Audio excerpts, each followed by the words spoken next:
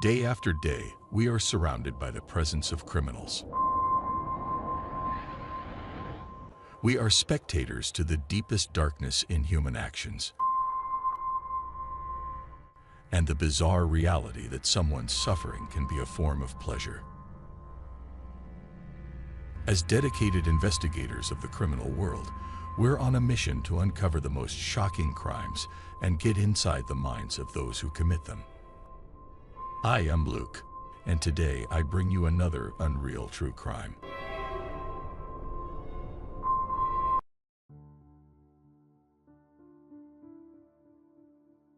The sad story of Juliette Droumaguet.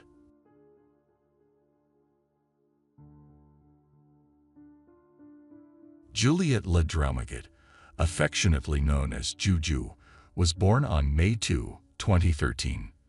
Her parents are Paraguayan Lilian Zapata and Frenchman Stéphane Droumaguet, who gave the little girl both nationalities. Charlotte, the couple's firstborn, completed their family. Eventually, the spouses divorced, and Lilian joined Rainer Oberber, a German citizen who had arrived in Paraguay just a year before to settle in the country. It was known that he had worked on projects or campaigns related to human rights in Europe. Juliette had microcephaly, a neurological condition that causes motor disabilities and cognitive developmental delays.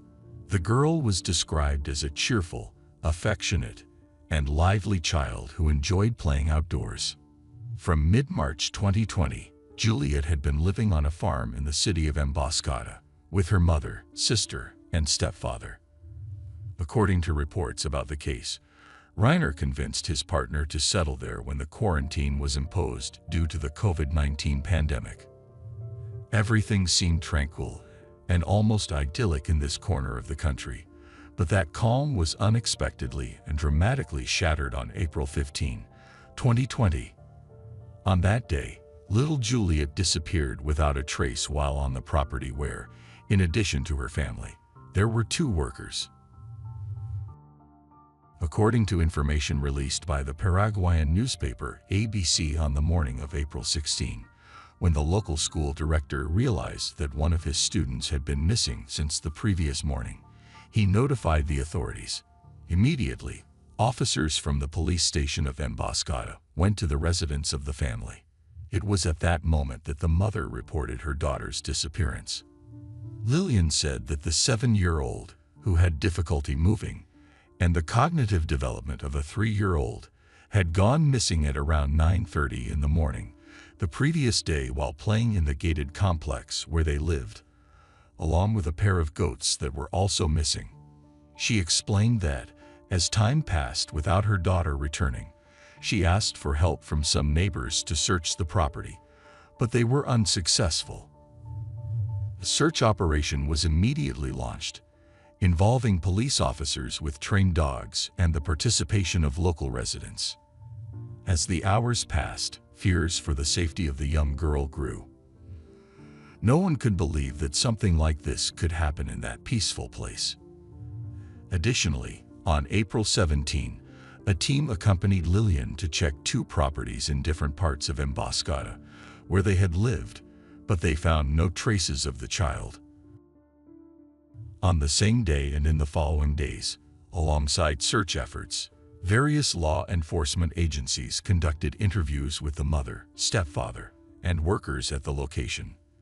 They also requested information from the telephone companies of the adults responsible for the minor and individuals connected to the case, as well as reviewed security camera footage from nearby businesses.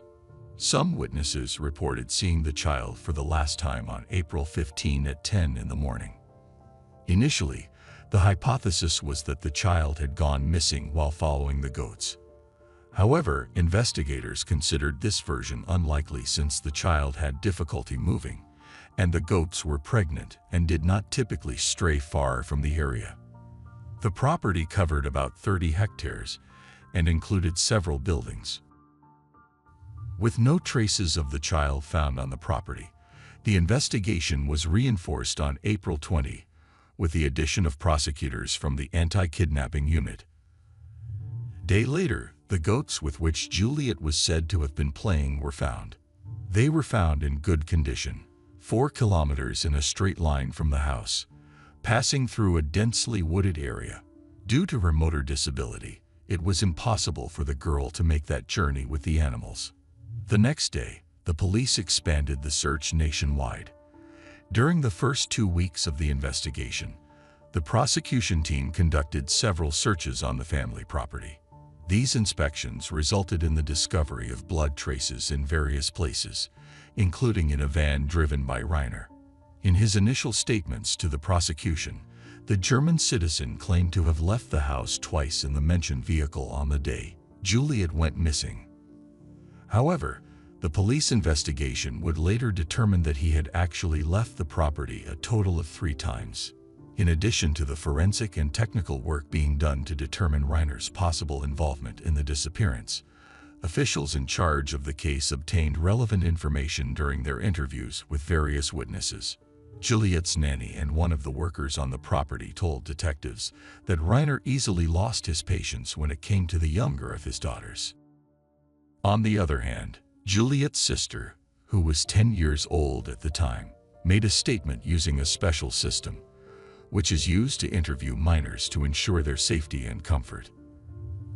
A day later, the young girl left the country as a protective measure to reunite with her biological father in Switzerland. The prosecutor in charge of the investigation detailed that a sports shoe, a sheet, a towel, and a carpet had been seized, all of which reacted to the blood detection reagent. He also stated that tests would be conducted to determine the origin of the blood residues. The representative of the public ministry reported that new searches had been conducted at various addresses and that 2 vans owned by Reiner had been seized, as well as electronic devices. He explained that although they were investigating the case as a missing persons case, they did not rule out any hypotheses, from an intrafamily matter to the involvement of a third party. It was also reported that a computer had mysteriously disappeared from the location. When questioned about it, Reiner stated that he had sent it for repairs but couldn't say where it was being examined. As the investigations continued and knowing that the authorities considered them as suspects, Reiner and Lillian made a video offering a reward of approximately 10 million Paraguayan guaraníes, approximately $1,400 at that time's exchange rate, for any valuable information that would help them find the child. In the message, they expressed that they were deeply affected. The mother spoke directly to her daughter, saying that she missed her, as did her sister. She also explained that they were under restrictions because they were being investigated. As the days passed, Lillian and Reiner changed their initial version, which pointed to Juliette having gone missing. Instead, they now claimed that Juliette may have been abducted from the property and deprived of her freedom, a change in position that also raised suspicions among the authorities. While the prosecutors had this hypothesis on the table, it seemed unlikely because there were 200 meters from the property's entrance to the place where the child was last seen. This implied that, to take the child, the perpetrator would have had to get out of a vehicle, open a wooden gate, enter with the car, take the child and the 2 goats that had also disappeared, close the gate again, and leave. However, it was not credible that the 3 people in the house at that time did not hear the sound of a vehicle. Based on the findings during the investigations, the prosecutors charged the mother and stepfather of the child with failing in their duty of care and education, as well as abandonment. On May 4, the public ministry searched the residence and arrested Lillian, 33, and Reiner, 55. The prosecution announced that both had declined to provide an interrogatory statement and were in preventive detention. One of the figures who appeared in the media and pointed to Reiner as a suspected person was Rufino Zapata, Lillian's father and Juliette's grandfather. During a radio interview, he stated that the family had strong suspicions that his daughter's partner could not stand the little girl.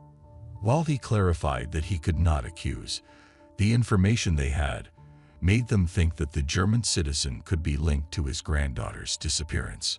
Furthermore, The young girl's grandfather said he believed that his daughter knew something about what happened to her granddaughter and was under pressure not to give details about the case. He also expressed that Reiner was a horrible person and he feared what he might do. In mid-May, during a video call interview, Juliette's biological father expressed his trust in the detectives and requested that a complete investigation, especially Reiner. He mentioned that since Lillian joined the German Citizen, she had distanced herself from her family and only associated with his circle. He said that he did not distrust Lillian, whom he considered a loving and careful mother, especially with Juliette. Additionally, he mentioned that his other daughter had told him about a very serious matter. He said that further investigation was needed and that he had some suspicions about what might have happened to the little girl, although he didn't know who was responsible. He was certain that it wasn't an accident. According to him, his elder daughter told him about the day her little sister disappeared. The girl said that while she, her mother, and other people were searching for Juliette, Reiner remained seated in front of his computer the entire time. He added that during that day and into the night, Lillian and the little girl were searching for Juliette, but they didn't have the help they needed. While defending his ex-wife, he also suggested that, in his opinion, she was a victim and had no idea what had happened. The father of the child appointed a group of lawyers, including Oscar Tuma, to represent him. The attorneys filed a series of complaints against Juliette's stepfather, accusing him of deprivation of liberty and taking the life of his daughter. Oscar Tuma had collaborated several times with an organization which had been working since 2013 for the protection of children in Paraguay, especially those declared missing. Reiner insisted on his innocence, stating that he had nothing to do with Juliette's disappearance. On May 18, the police once again searched the Juliette family's property, but found no trace of the child. The police and the prosecution had already conducted a series of inspections, especially in places where German citizens who were part of Reiner's circle stayed. Electronic devices, closed-circuit recordings, and documentation were seized. A more intense search was also ordered, considering the possibility that the child might be found deceased. Some buildings were examined, and floors were lifted, but none of these efforts yielded results. The media covered the case, especially the differences of opinion between Juliette's father and his lawyer, Oscar, who announced in early June that he was stepping away from the case. According to him, his job was to find the truth, but his client's demands would not allow it. When asked about it, he added that Stefan's decision to side solely against Reiner went against his convictions. The lawyer took the opportunity to explain that, in his opinion, all the pieces of evidence pointed to both of them as responsible for the child's disappearance. Despite intense efforts, the lack of results from the various actions undertaken caused frustration among both the investigators and the child's grandparents. However, as time went on, and based on information contained in various seized devices during searches, detectives made discoveries that changed the course of the investigation. On July 23, the prosecution expanded the charges against Juliette's stepfather to include possession of child sexual content. In a press conference, the investigators revealed that, after analyzing 80,000 photographs contained in the seized electronic devices, they found adult material and intimate images of Juliette and her sister. According to the prosecutor, they had indications that the stepfather of the minors had captured the images. The established truth concept dictates that the person who took the photograph is considered the alleged perpetrator. This was articulated in the reasons for the charges against Reiner, as the images were found on his cell phone. Early the following year, the prosecutor in charge of the case declared that the investigation into Juliette's disappearance was getting closer to the truth. However, 2 months later, the case remained unsolved, and a decision by the main suspect came as a surprise. On March 17, 2021, The child's stepfather offered 350 million Paraguayan guaraníes, approximately $44,600 at the exchange rate of that time, for information about Juliette's whereabouts. Through the lawyers who made the announcement, Rayner insisted on his innocence and claimed that he or the kidnappers of the child could have entered the property through the rolling gate or from the neighboring property. On that occasion, he defended the mother of the missing child, who was also being held against her will, and criticized the justice system, stating that he never imagined that the truth could be suppressed for so long and that judges and prosecutors were trampling the law. The following month, just before entering a hearing to provide an interrogatory statement, the German man made statements pointing to Rufino, Juliette's grandfather, and urged journalists to investigate his partner's father. "If you want to investigate a bit, I'll give you a clue. Approach or ask Juliette's grandfather, who always says he knows more. And maybe he does know more than he says. And all I can tell you is that angels will become demons, and demons will become angels," he said. Rufino reacted to the accusations made by the main suspect in the case, stating that these accusations were part of a strategy by the lawyers. He also called on the prosecutors to follow him wherever they wanted and reiterated that his family was available for cooperation. In that context, he also mentioned that he had lost contact with his daughter months ago and emphasized that, in his opinion, she must know something about what happened to his granddaughter. While awaiting trial, an appeals court granted Lilian limited freedom of movement. On September 24, 2021, Lilian Zapata was sentenced to 6 years in prison for failing in her duty of care and abandonment of her daughter. Despite the guilty verdict, she remained free pending the confirmation of her sentence. In the case of Rayner, unlike his partner, he was acquitted of these same charges. The court believed that he had no involvement in the act of abandonment. However, he still faced charges related to the possession of sexual content involving minors. Only 2 months later, on November 9, Lilian was once again sentenced. She was given an additional 2 years of imprisonment with the suspension of the sentence's execution, after being found guilty of contempt of a court order. The November ruling came in response to her refusal to undergo a DNA test, which was intended to determine if the blood traces found during the investigations matched the child. She also rejected a toxicology test that aimed to determine if she consumed narcotics. "I don't know. The prosecution never informs me of anything. They never communicated with me. From jail, I did everything for them to investigate, even sent a letter to the French embassy. All I ask is that they search for and find my daughter." Lilian refused, arguing that it was her body, and she wouldn't give consent for the tests. Before the end of 2021, the court revoked the decision to keep Rayner in preventive detention. The verdict established that the public ministry did not find sufficient evidence to incriminate him, absolving him of all guilt and penalty. In an unexpected turn of events, a video posted on a popular social network on May 31, 2022, showed a girl on the streets of Ecuador who appeared to have the same characteristics as young Juliette. The recording was apparently made in public by 2 foreigners.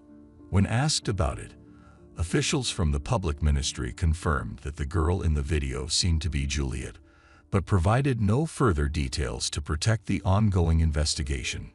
Nevertheless, it was announced that a technical verification of the content and origin was being conducted. This information led Stefan to request a copy of the Swiss documents to travel to Ecuador to verify if the girl in the video that circulated on social media was Juliette. His request led to an incident at the airport, during which his older daughter, after visiting her mother in Paraguay, was detained by airport authorities when she was about to return to Europe. It was reported that officials found her missing sister's documents among the girl's belongings. As a result, the girl missed her flight, but there were no other reported consequences. In a new chapter of this case, judge ordered the capture of Lilian, to enforce the prison sentence imposed in 2021 for the charges of violating her duty of care and abandonment. On August 16, 2023, Juliette's mother appeared before the court and requested the postponement of her imprisonment, invoking a provision in the Penal Code that allows the postponement of the sentence for mothers of children under 1 year old. However, on August 17, the court ruled against her request and ordered her immediate confinement at the National Women's Penitentiary, where she will serve her 6-year sentence. The judge mandated that her baby must receive pediatric care, social assistance, and all necessary care to ensure the well-being of the child and his mother during the breastfeeding stage. 3 years have passed since Juliette's disappearance, and many loose ends remain. One of the hypotheses being considered is that the girl disappeared on April 14, a day before the date the parents reported to the authorities, following an incident inside the house, and was subsequently moved to another location with the goats. To this day, it remains unconfirmed whether the blood found during the investigations belongs to Juliette, among other reasons due to the refusal of Lillian and the biological father to provide the necessary samples for DNA comparative studies. Nevertheless, Stefan remains vigilant for any progress in the investigations and has offered a reward for information leading to Juliette's whereabouts. Juliette's grandfather, Rufino, also refuses to give up. On several occasions, he has expressed his concern about the lack of results in the investigation and has requested the collaboration of the public to report any information or suspicions that could lead to Juliette's discovery. National authorities assure that the investigation is ongoing, and the police are following several leads. All that remains is to hope that the responsible party or parties for Juliette's disappearance confess, or that someone provides credible information that leads the authorities to the truth. And that's the end of today's case. As always, I appreciate your support for my work. If you subscribe, like, and share this video, it will help me continue creating content. This was another episode of Unreal True Crime. See you soon.